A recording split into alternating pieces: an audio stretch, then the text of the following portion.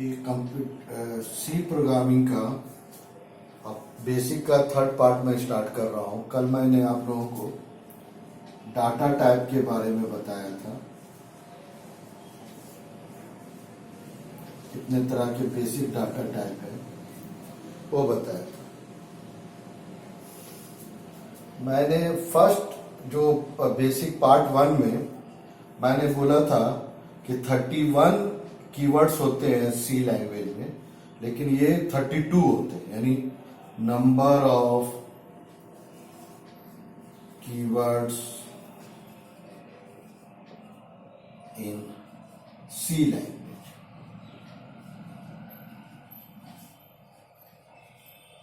ये है equal to 32 होते हैं। मैंने आप लोगों को बताया था 31, तो वही करेक्शन किया हूं यहाँ पे। तो बेसिक डाटा टाइप मैंने आप लोगों को बताया है INT, CHR, फिर फ्लोट बताया, फिर डबल बताया। ये मैंने डाटा टाइप आप लोगों के सामने डिस्कस किया था।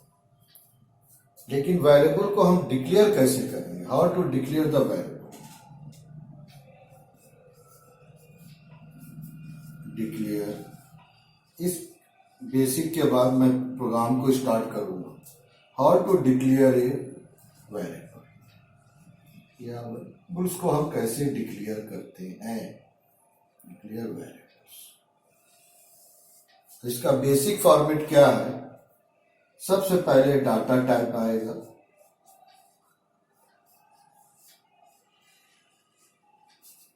डाटा टाइप आएगा, उसके बाद वेरिएबल नेम, यहां आएगा लिस्ट ऑफ वेरिएबल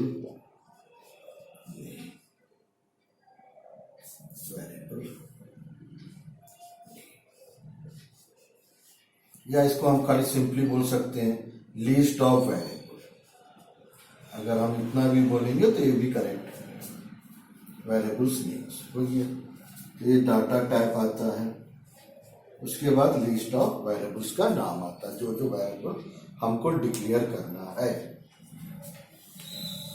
तो सपोज हम चाहते हैं 3 इंटीजर वेरिएबल को डिक्लेयर करना चाहते हैं, हम क्या करेंगे? इंटीजर के लिए डाटा टाइप जो है वो क्या है? INT है। 3 वेरिएबल है, तीनों वेरिएबल का आप नाम दे सकते हैं, जो भी सुटेबल नाम होगा, लेकिन नाम हम ऐसा देते हैं जिससे ये पता चल जाए कि उसमें वैल्यू क्या स्टोर किया जा रहा है जनरली। तो हम यहाँ क्या किए हैं? N1, N2, N3, ये आपका बेसिक मैंने डिक्लेयर किया 3 वेरिएबल। यानी N1 एक वेरिएबल है जो एक इंटीजर को स्टोर कर सकता है, उसी तरह N2 भी स्टोर कर सकता है, N3 भी स्टोर कर सकता है इजीली। अगर मैं चाहता हूं कि 3 वेरिएबल डिक्लेयर करना चाहता हूं, एक वेरिएबल रेडियस है, एक है एरिया, एक है पी, 3 वेरिएबल लिया हूं यहां भी। इसका मतलब तीनों जो नंबर को स्टोर करेंगे वो डेसिमल पॉइंट नंबर को स्टोर करेंगे। एकदम सिंपल है जो बताया जा रहा है, बाद में और इसको बारे में डिस्कस किया जाएगा। मुझे मेन प्रोग्राम को कैसे लिखा जाता है स्ट्रक्चर, उसको डिस्कस करना है। लेकिन उसके पहले मैं एक बहुत ही इंपॉर्टेंट चीज डिस्कस करना चाहता हूं आप लोगों के साथ, कि अरिथमेटिक एक्सप्रेशन जो मेरा होता है उसको सी एक्सप्रेशन में हम किस तरह से लिखते हैं। जो अरिथमेटिक एक्सप्रेशन होगा उसके लिए कैसे लिखें? तो अरिथमेटिक एक्सप्रेशन जो डेली लाइफ में हम लोग यूज करते हैं, जैसे मैं लिखता हूं सपोज सर्किल का एरिया का फॉर्मूला अगर मैं लिखूं तो यहां हो जाएगा पाई R स्क्वायर, यहाँ R स्क्वायर हो जाएगा। इसका मतलब ये है, पाई का मतलब होता है 22/7 इंटू R, ये हो गया। इसका मतलब यहां पर ही इंटू का साइन आना चाहिए, यानी मल्टीप्लिकेशन का साइन आना चाहिए। सपोज अगर मैं 2 नंबर का अगर एवरेज निकालना चाहता हूं, एवरेज अगर दो नंबर का निकालना चाहता हूँ, एक नंबर x में स्टोर है, दूसरा y में स्टोर है, तो इसमें मैं 2 से डिवाइड करूंगा, हो गया। तो यहाँ ऑपरेटर जो यूज हो रहा है ये मल्टीप्लिकेशन यूज हो रहा है या एडिशन यूज हो रहा है, कभी डिवीजन के लिए यूज होगा। उसके बाद कभी कभी हम क्या करेंगे, मल्टीप्लिकेशन, एडिशन, सब्ट्रैक्शन के लिए यूज करेंगे। तो इसके लिए हमको देखना होगा कि सी लैंग्वेज में अरिथमेटिक ऑपरेटर कौन कौन से है, एडिशन के लिए कौन सा है, सब्ट्रैक्शन के लिए कौन सा है, मल्टीप्लिकेशन और डिवीजन के लिए कौन सा है। अभी मैं एकदम सिंपल बेसिक आप लोगों को बता, तो उसको बताने के बाद मैं ये डिस्कस करूंगा कि किस तरह से इस एक्सप्रेशन को हम सी एक्सप्रेशन में लिखेंगे। तो हम लोग जानते हैं, मैं सिंपल बता रहा हूँ आपको कि एडिशन जो है, यानी एडिशन के लिए सिंपल अभी डिस्कस करूंगा पूरा। एडिशन यानी प्लस के लिए यही यूज होता है, प्लस का साइन ही यूज होता है जो कीबोर्ड में अवेलेबल है, प्लस का साइन जो कीबोर्ड में अवेलेबल है। अगर मैं मल्टीप्लिकेशन के लिए यूज करूंगा तो मल्टीप्लिकेशन के लिए जो साइन यूज होता है वो है एस्टेरिस्क, ये यूज होता है। तो अगर मुझे ये इस एक्सप्रेशन को अगर मेरे को सी एक्सप्रेशन में लिखना है तो मैं कैसे लिखूंगा, तो ये इक्वल का जो साइन है उसको असाइनमेंट ऑपरेटर भी बोला जाता है। सबसे पहले है 22 इंटू एस्टेरिस्क दिया, फिर मल्टीप्लिकेशन है एस्टेरिस्क दिया, होल डिवाइडेड बाय 7 पॉइंट हो गया। यहां इसको आप ऐसे भी लिख सकते हैं, इसमें सिर्फ एक ही ब्रैकेट यूज होगा। हम लोग अपने मैथमेटिक्स में बहुत तरह के ब्रैकेट को यूज करते हैं, small bracket, curly bracket, square bracket, लेकिन इसमें सिर्फ सब ब्रैकेट के लिए सिर्फ स्मॉल ब्रैकेट ही यूज होगा।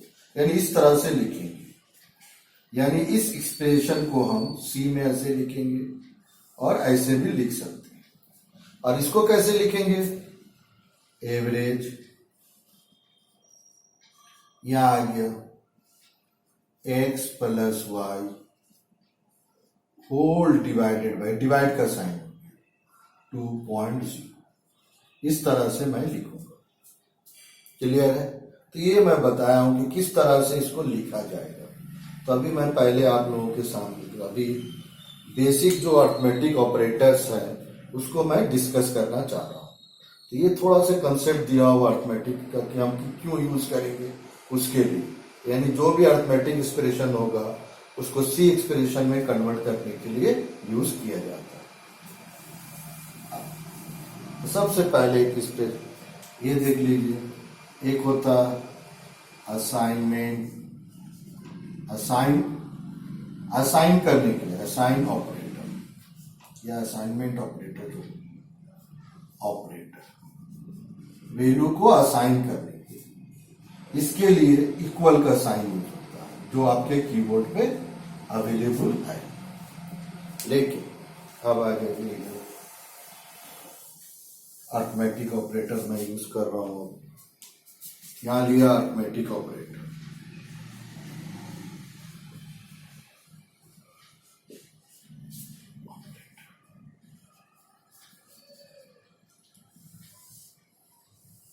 मेरा है पहले प्लस माइनस एस्टेरिस्क डिवाइड, और एक यूज होता है जिसको हम परसेंटेज बोलते हैं। ये जो है ये नाम से क्लियर, प्लस पर प्लस, ये सब एक और इंपॉर्टेंट बात है, ये सब बाइनरी ऑपरेटर। बाइनरी ऑपरेटर क्यों बोलते हैं, इसलिए कि इसमें 2 ऑपरेंड होता है, इसको बाइनरी ऑपरेटर भी बोला जाता है। ये सब टर्म याद होना चाहिए। बाइनरी का मतलब इसमें 2 ऑपरेंड यूज होता है, 2 ऑपरेंड और टेकन या ले लिया जाता है। जैसे फॉर एग्जाम्पल, अगर एक मेरा x है दूसरा y, तो एक वैल्यू x में स्टोर है, एक y में स्टोर है, ये दोनों मेरा क्या हो गया, ऑपरेटर, इसलिए बाइनरी ऑपरेटर बोला जाता है। इधर आ जाइए, इसका पर्पस क्या है, एडिशन है, इसका सब्ट्रैक्शन है,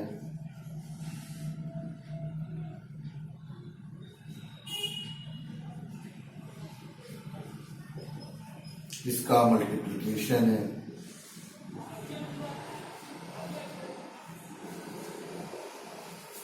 ये हो गया डिवीजन, ये हो गया मॉडुलस बोलते हैं।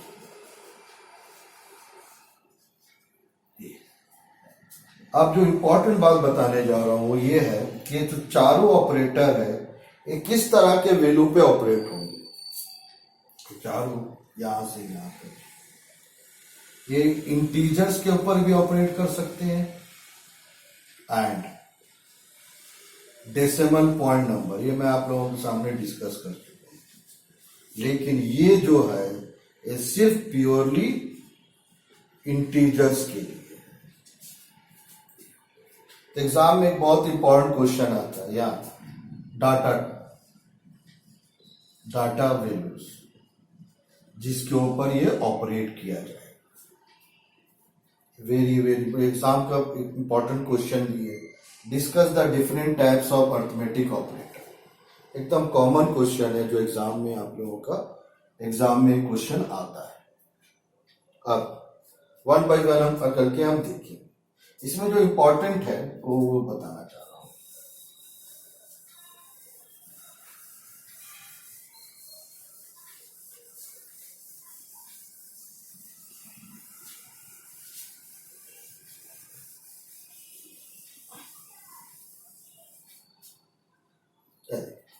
मान लेता हूं मैं तीन वेरिएबल, एक वेरिएबल डिक्लेयर कर रहा हूं ए और बी, दो वेरिएबल डिक्लेयर किए, ए में 25 स्टोर है और बी में 7 स्टोर है। सेमीकोलन इसलिए दिया जाता है कि ये लाइन सेपरेटर है, लाइन को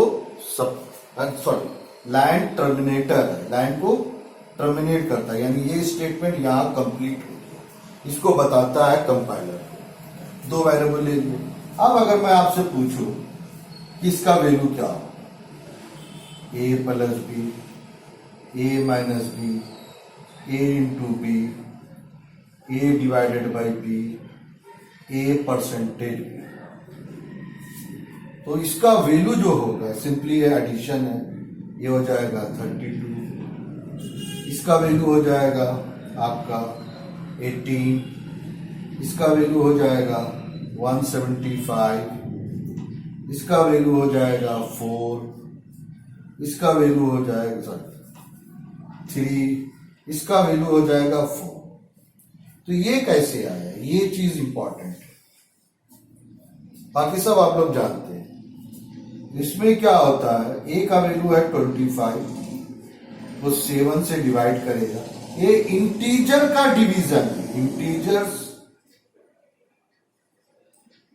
डिवीजन है, इसलिए इसमें पॉइंट का कोई जगह नहीं।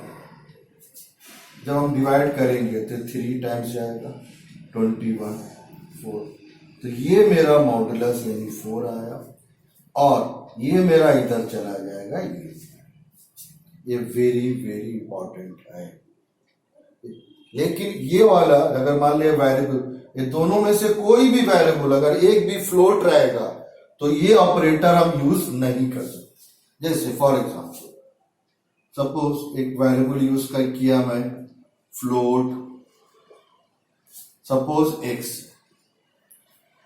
और x में कुछ वैल्यू स्टोर कर दिया मैंने, 27 स्टोर करके वैल्यू स्टोर, तो क्या ये वैलिड है, a प्लस एक्स वैलिड है, a माइनस एक्स वैलिड है, a इंटू एक्स वैलिड है, a divided by x valid है, और ये भी वैलिड है, x डिवाइडेड बाई ए भी वैलिड है।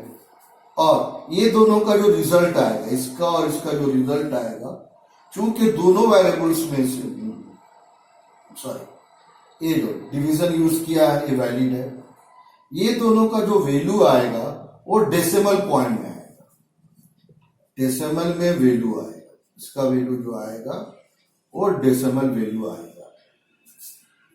यानी ए को x से डिवाइड करेगा फिर पॉइंट में आंसर देगा, x को a से डिवाइड करेगा, ये सब तो वैलिड है। और ये सब का वैल्यू जितना भी हम दिए हैं ये सब का वैल्यू किसमें आएगा, डेसिमल में। क्यों आएगा, इसलिए कि इसमें एक वेरिएबल मैंने क्या लिया है मैंने फ्लोट लिया है। और एक इंपॉर्टेंट बात है, जब मैं x में 27 असाइन करता हूं तो x में 27 नहीं स्टोर होता, बल्कि x में एक्चुअल में क्या स्टोर होगा, 27.0। ये इंपॉर्टेंट बात है, इसको याद रखना है। अगर मैं डायरेक्ट पॉइंट देके असाइन करूंगा, जैसे मैं देना चाह रहा हूं एक वेरिएबल और ले लिया, y ले लिया सब, और डायरेक्ट देना चाहता हूं y बराबर 7.902, इसमें कोई प्रॉब्लम नहीं है, ऑलरेडी पॉइंट है। अगर पॉइंट नहीं रहेगा तब जो वैल्यू असाइन होगा फ्लोट वेरिएबल में वो पॉइंट देकर असाइन करेगा। इसलिए जितना भी अगर मान लेते हैं जो मेरा कैलकुलेशन पार्ट है, उस कैलकुलेशन पार्ट में अगर एक भी वेरिएबल अगर फ्लोट या डबल होगा तो आपका रिजल्ट ऑलवेज फ्लोट में ही आएगा, यानी डेसिमल में आएगा। अब यहां तक ये सब वैलिड है मेरा, लेकिन क्या अगर मैं ऐसा लिखूंगा, अगर मैं ऐसा लिखता हूं x% a और b% x, ये मेरा इनवैलिड हो जाएगा, इनवैलिड एक्सप्रेशन हो जाएगा। क्यों हो जाएगा इनवैलिड एक्सप्रेशन, इसलिए हो जाएगा कि इसमें से एक वेरिएबल मेरा क्या है, आपका क्या है, फ्लोट है। तो अगर दोनों फ्लोट है तो भी इनवैलिड होगा, लेकिन अगर एक फ्लोट है और एक इंटीजर है तो भी इनवैलिड है। यानी ये ऑपरेटर जो हम यूज कर रहे हैं ये सिर्फ इंटीजर नंबर के साथ ही ऑपरेट करेंगे। क्लियर है?